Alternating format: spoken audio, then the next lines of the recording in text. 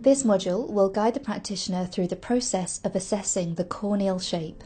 Determining the corneal shape is an important first step in the process of fitting the Kerasoft IC lens. It will identify which lens to try first from the diagnostic set and help the practitioner to understand the subsequent fitting characteristics of the lens.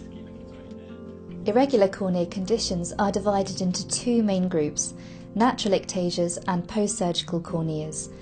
In this module, we will be focusing mainly on natural ectasias. Post-surgical corneas will be covered in detail in the advanced fitting section. If the practitioner has a post-surgical case, it is advised to work through the core fitting modules, which describe the fitting process of the Kerasoft IC lens in detail. Natural ectasias, which include keratoconus and pellucid marginal degeneration, can be categorised into four groups based on the location of the thinnest area. These are keratoconus with a central cone with a steep or flat periphery, keratoconus with a decentered cone, keratoconus with a low cone, pellucid marginal degeneration which exhibits limbal thinning. These categories can then be further defined by the severity of the ectasia, which may be mild, moderate, or advanced. There are key clinical measurements that will help to determine the location of the thinnest area and the severity of the ectasia. These measurements include spectacle refraction, visual acuity, keratometry readings, corneal profiles, and topography. It is important to remember that no one measurement should be relied upon to fully understand the corneal shape.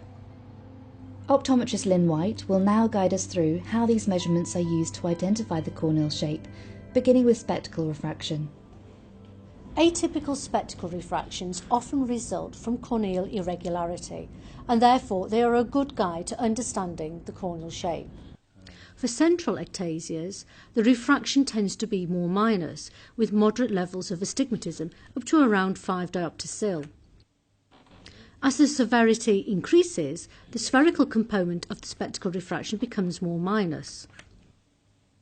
For ectasias that are decentered or low, the refraction is usually either low plus or low minus spheres with higher levels of astigmatism in the range of 5 to 10 diopter sil.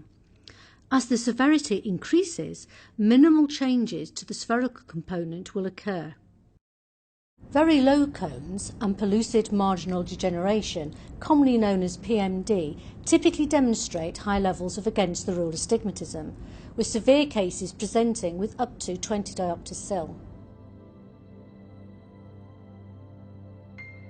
Next, visual acuity. Visual acuity is affected by the severity and location of the ectasia.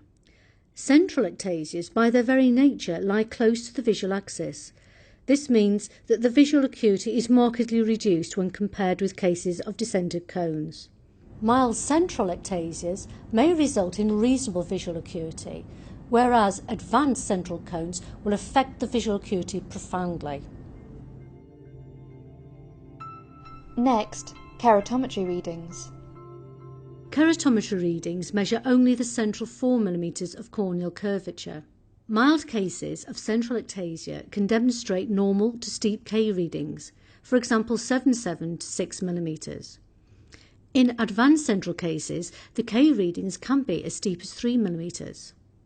With low cones or PMD, the central K readings may be normal or even flat, for example 10 mm. Next, the corneal profile. This is viewed with the naked eye using the slit lamp. It allows the practitioner to see the overall shape of the cornea upon which the lens will be fitted. To set up the slit lamp to view the corneal profile, move the illumination system to the side and ask the patient to look straight ahead. Observe the anterior cornea from the same side as the illumination system, using the side of the patient's nose as the background. In natural ectasia, the corneal shape is influenced by the position of the thinnest part of the cornea. Therefore, locating the thinnest part will be helpful in identifying the corneal shape. The slit lamp can be used to locate this area by using an optic section to view the anterior and posterior surfaces of the cornea and observe the thinnest part. Next, topography. Topography maps the corneal shape and represents this with a colour-coded map. There are two main types of topography machine, scanning and Placido-based models. Each gives a different type of output. Generally, steep areas are indicated by the red colours and the flatter areas by the blue. This is dependent on the sensitivity setting of the individual machine.